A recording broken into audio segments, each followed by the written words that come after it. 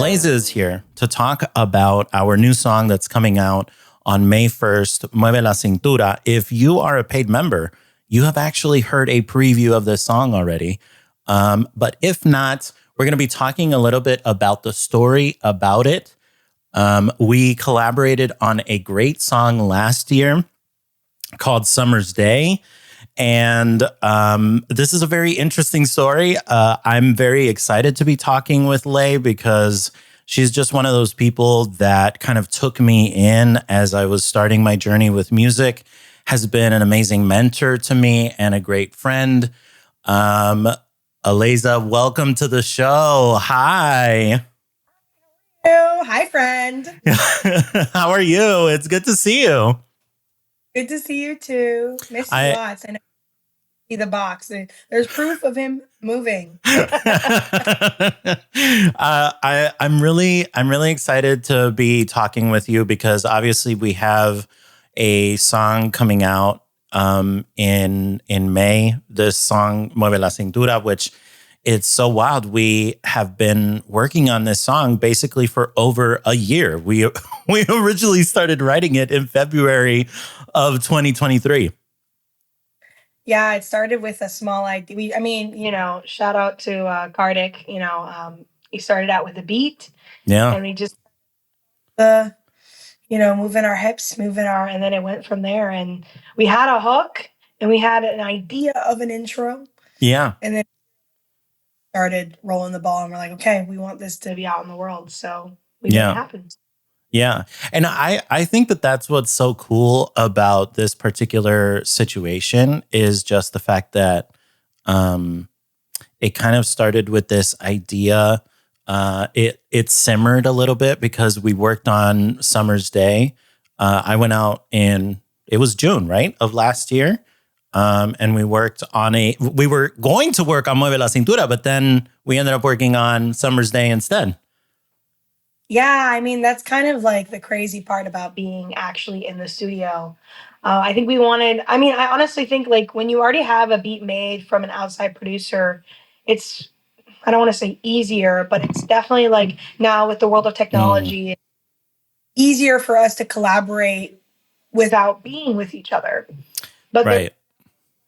in the studio, with the producer, with the collaborators, and kind of creating something new. And I think it's just I think we were going with the flow, and the universe led us in that direction. So I think that was what was so beautiful about that day is that, again, the intention was not to create that song. And yet it just kind of happened. And I don't know, there's just something so beautiful about that. I think also as a person, I just really appreciate having what it feels like a sonic memory to me of that day. Like it feels like a time capsule almost of a memory. I don't know how you feel about that. And like, do you feel that has been your experience with other songs sometimes where it encapsulates that feeling of the studio, of the vibe of like those creative juices kind of coming together? definitely, I feel like Summer's Day. Every time I listen to it, it puts like the biggest smile on my face, Yeah. in the sense that I remember that day. I remember us, striving to want to meet one day, and then it just happening. And yeah, I feel like it was meant to be. And then shout out to Nola, because we set an intention that day coming into the studio. We were, Yeah. we I don't know if you're comfortable with me like saying what we did that day, but Oh, yeah. Yeah. yeah, so we microdosed on shrooms, and Yeah. we set an intention before we consumed, and with the weather and with the group of people that were there, and kudos to Javi for making 2 12-hour sessions one weekend. We wanted to create something effortless, and it happened. I think, and us writing that track was our thought process throughout that trip, so to say. So Yeah. yeah, time. It does bring me a lot of joy listening back to it. And also just my for my tracks too. Like, yeah, especially with dance, like dance is like a ode to my younger self, so to say, and one of my tracks. And definitely listen to it if you have a moment. But it's definitely like a moment of me feeling unsure of myself. So when I listen back to it, it's a reminder if I ever feel in that state to like, get out of my own way and, be the best version of myself. Same with all of my tracks. I feel like I'm that type of writer, at least like within my own music, not within commercial music. That the things that I put out into the world are really like are messages that subconsciously or consciously I want to have a memory of. Mm.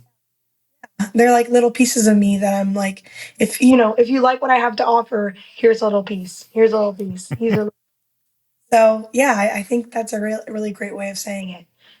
Let's talk about your music and your kind of journey as an artist, because I mean you're kind of surrounded by other artists as well, and it sounds like you had done some features and writing on other people's tracks kind of before you had started your own career and ended up releasing Palo Santo.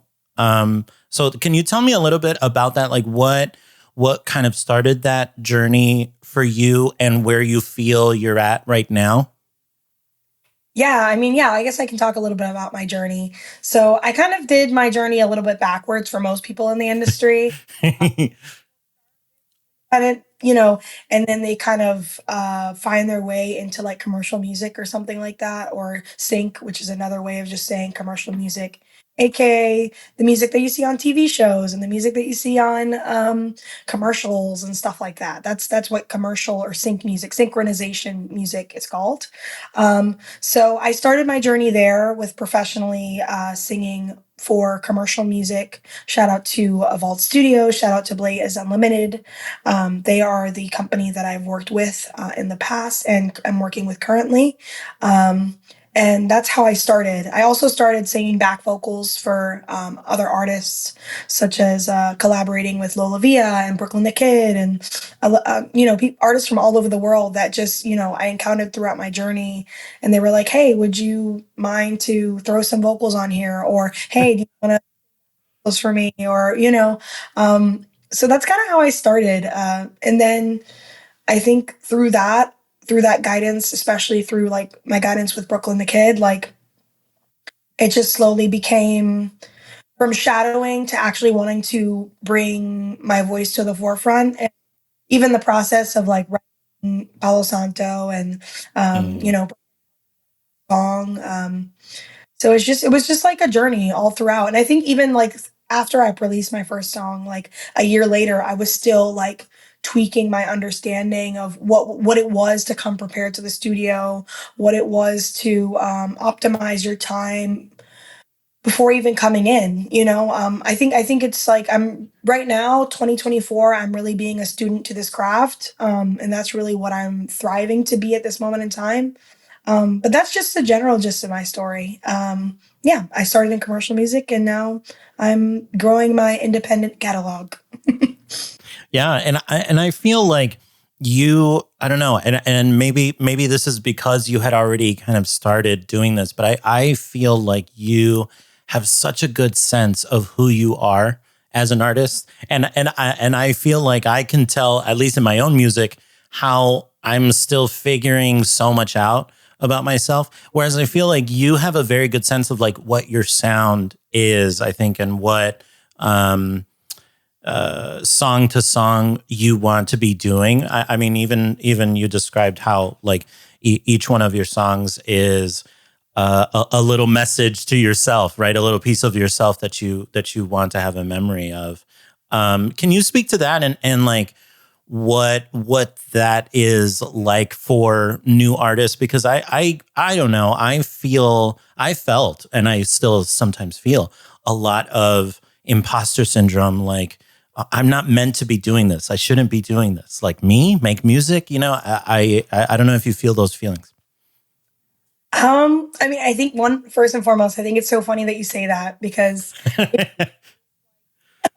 I guess I don't feel that way in my head. I definitely know like when I make something, I want to put it out into the world. I don't know what order I want to put it out in. I don't Mm, know. Um, I think right now I'm at a place where I want to get more music out into, into my catalog, into my portfolio, so to say, to just be able to give people more to listen to. mm, But telling me that you really like hear, I mean, I definitely think my music is like my voice, so to say. But I feel the same way about yours. I'm surprised that you don't feel 100% confident within, because I think I feel the same way you feel, where it's like I'm still finding my voice. I'm still like it's not clear to me, I'm still like, okay, like because there's so many different parts of me. I'm queer, I'm Latina, I'm plus sized, I do different types of art as well. I talk about different types of things, all aligned within the same entity, which I guess is me. But ultimately, I feel like I don't know. All this to say is that I think in the music industry nowadays, I think people are falling in love with the artist and more so than the songs, like yeah, you'll have a song that you love, but you'll keep listening because you love who's making it, um whether or not it's fully aligned with what you thought they were going to create.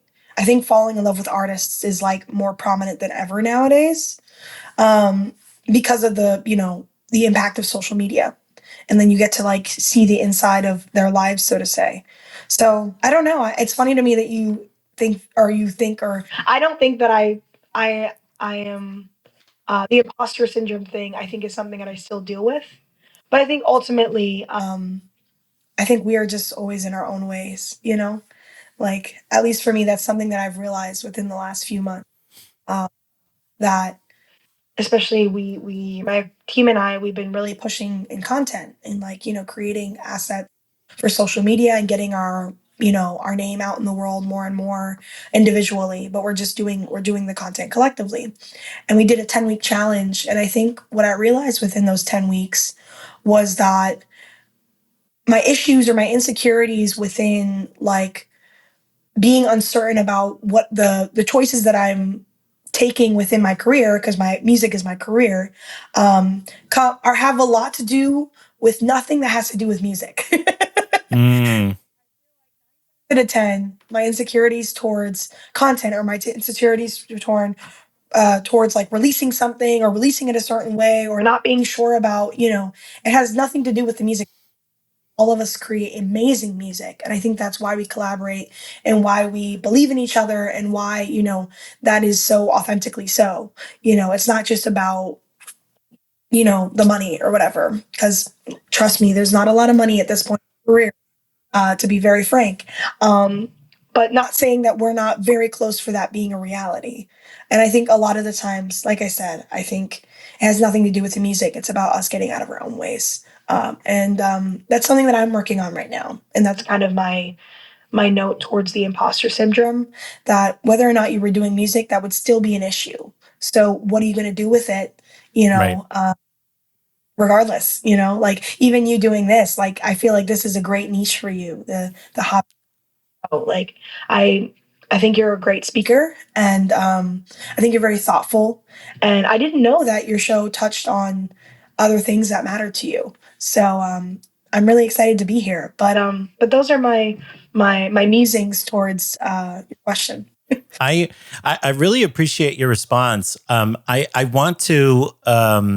I want to kind of direct this conversation touching on a little bit of what you talked about, the fact that like right now in the journey is not about making money per se, but like this is something that is important to a lot of artists, right? The ability to make a living from our art.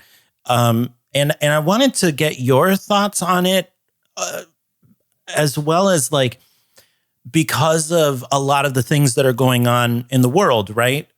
If you have certain opinions, that could that could get you out of the running of doing some sync opportunities, getting some label money, some certain brand sponsorships. And so my question to you is like, how do artists create a business that allows them to stay true to themselves and doesn't influence them from these obviously very attractive money opportunities that might come at the cost of you being you?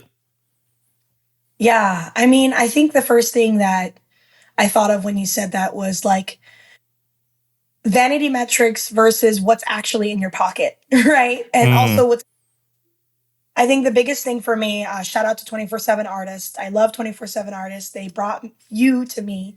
So I'm forever grateful for them. Thank you for watching my content on YouTube. To catch full interviews, get early demos and unreleased songs from me, as well as a whole bunch of other great bonus content, become a member at zavibenjamin.com/Substack, where you can become a monthly, yearly, or inner circle member and support my work. Thank you so much.